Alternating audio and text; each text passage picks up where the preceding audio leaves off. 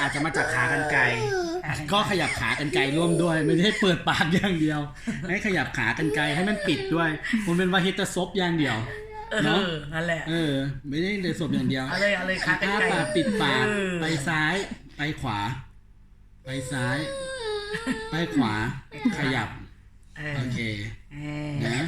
โอเคเก่งไรเก่งที่สุดเลยแป๊บนึง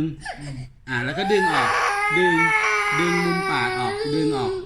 10 เทื่อคือกันแล้วนั่นแหละดึงขึ้นเทิงดึงออกมุมปากดึงขางดึงลงข้างล่างอย่างนี้นะดึงลงล่างนี้นะข้างนี้ก็ดึงขึ้น10 ครั้งดึงแห้งๆ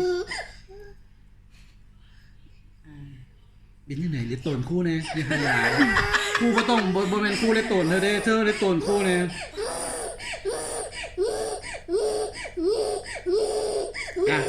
โอเค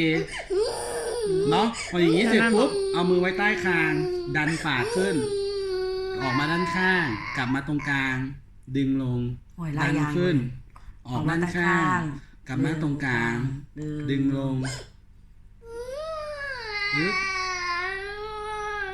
มาตรงข้างมาตรงกลางดึงลงดันขึ้นเลื่อนขึ้นไปทั้งข้างทางเทิงกับปิดมาใต้ดัง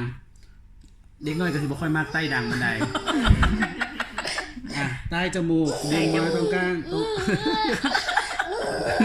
จมูกเราบ่อย่างมากแต่ว่าตัวเฮ็ดเทิงเด็กก็จะไม่ค่อยชอบ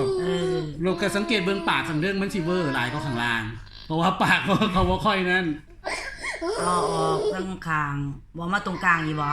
ก็เหมือนกันครับใต้จมูกดึงลงมาตรงกลางออกข้างๆดึงกลับตรงกลางที่เก่าแล้วก็ดันขึ้นแล้วก็ลงสลับกันกับข้างล่างแล้วลงจัก20 เทื่อข้างล่าง20 เทื่อดึง20 เทื่อเฮ็ดประมาณจัก15 ถึง 20 นาทีแต่ละรอบแล้วก็นวดลิ้นประมาณ15 ถึงประมาณโมเมนต์เฮ็ด3-4 เทื่อก็หนีไปก็บ่แม่นเด้มื้อนึงจักเทื่อ3 รอบข้าวสวยแรงก่อนกินข้าว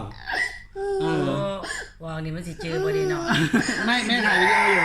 แล้วก็พอนั้นไปเรื่อยๆใช่ไหมก็